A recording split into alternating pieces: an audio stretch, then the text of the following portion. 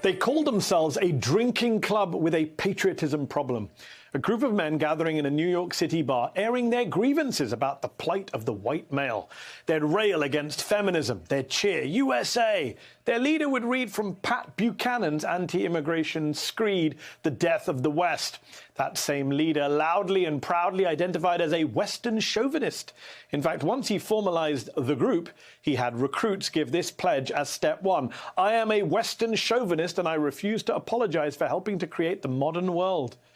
All of this happened against the backdrop of the 2016 presidential campaign. And in his podcast, the group's founder went even further, saying things like, I want violence, I want punching in the face. I'm disappointed in Trump supporters for not punching enough. Fighting solves everything. We need more violence from the Trump people.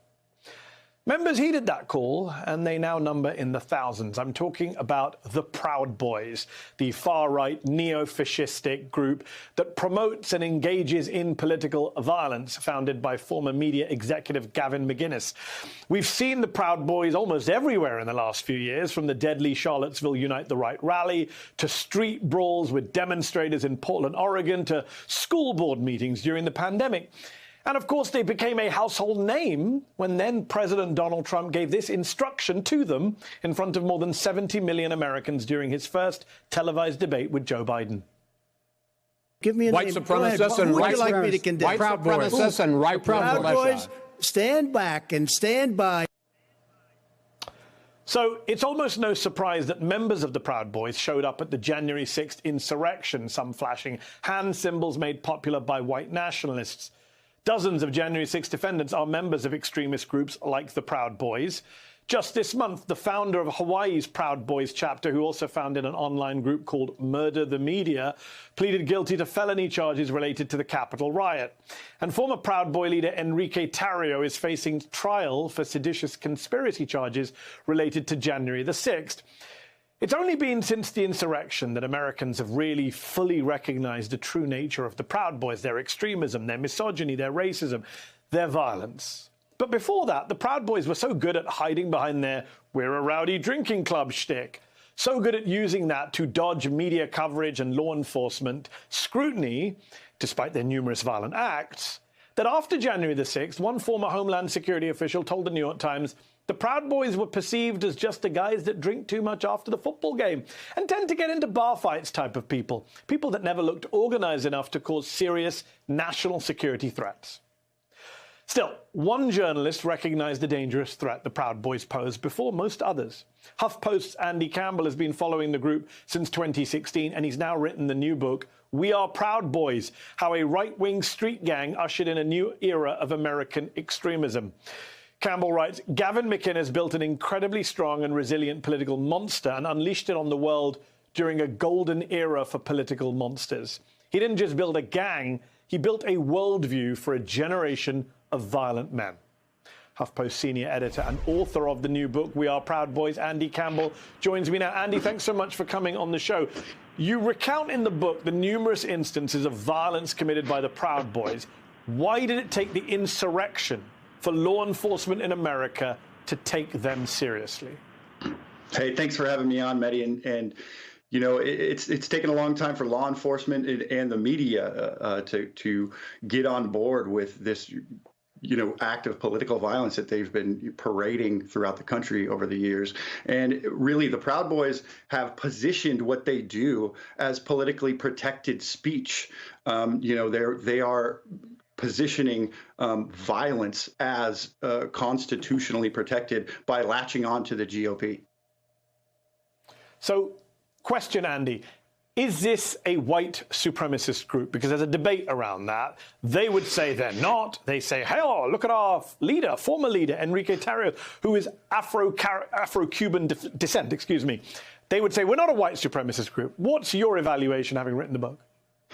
Well, certainly their rule set is full of bigotry and white supremacist beliefs. I mean, they're super anti-immigrant. They hate people from outside of the country, and they have Nazis within their group. I mean, they certainly have white supremacist elements, but you know, they have, again, using that Cuban American as their leader, they sort of use that as a front to say, hey, we're not white nationalists, we're not white supremacists, and that's helped them, again, position that violence as something that should be defended, and they've used it to teach average Americans that, hey, we're out here for you. We're out here for politics. We're not out here to fight, when, of course, that's not true. Enrique Tarrio is facing seditious conspiracy charges related to the insurrection.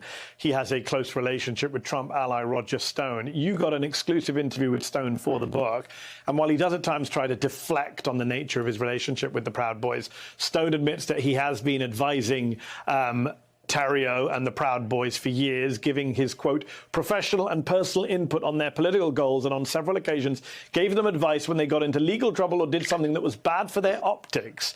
Did you get a sense of why this relationship developed? I mean, we understand what Tarrio is looking for, but what's in it for a Stone?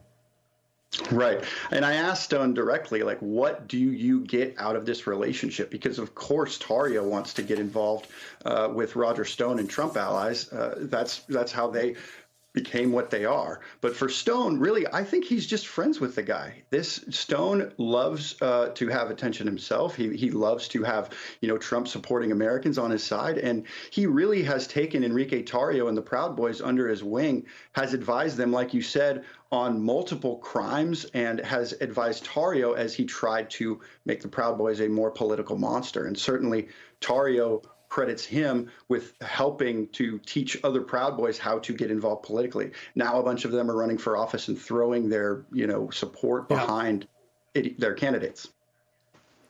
And if we're playing Kevin Bacon's 6 degrees, that puts them, what, 2 degrees away from Trump, Tarrio from Trump. You've got Roger Stone in the middle. It's not a great distance from the leader of the Proud Boys to the president of the United States at the time.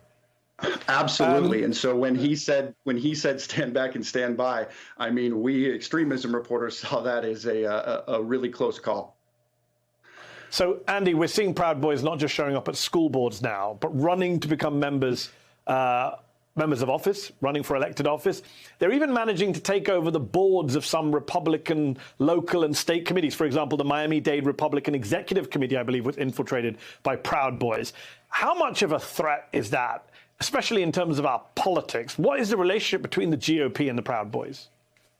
Well, not only do they have friendships with people like Roger Stone, but they're trying to take over offices big and small. Enrique Tarrio told me between his jail stints while I was writing the book that he wanted them to run for the smallest offices possible, you know, encourage local politics, put their support behind candidates that are like-minded, and they've done that. And even though Tarrio sits behind, you know, jail bars waiting for sedition charges, this political monster is running as it should be. And so now they have, you know, people running for school boards across the country. They have guys on, like you said, the Miami-Dade Republican Executive Committee, who are trying to encourage local politics at the local level. And that may become bigger, but for now, they're showing that they have that political savvy. But is there a knowing relationship between members of the Republican Party, elected officials, senior officials, and the Proud Boys? Or are the GOP saying, no, we have a wall, we're completely, you know, we keep them up, we're not letting them near us out of choice? Because, you know, if you're going to have a debate about whether there's fascism in America, the argument was, well, where are the street gangs? Where's the armed militia on behalf of the political party? Is this the GOP's militia? Absolutely. And they see themselves as the enforcement arm of the GOP. But the GOP has not rebuffed them. There is no amount of, whoa, we're not involved with these guys. Certainly, there are GOP officials who still embrace them following January 6th. Congressional candidate and Trump-endorsed candidate Joe Kent in Washington State, for example, donated $11,000 to a Proud Boy for consulting fees. We don't really know too much about that yet, but there are candidates across the country who are involved with the Proud Boys. You can only imagine what kind of consulting he was offering.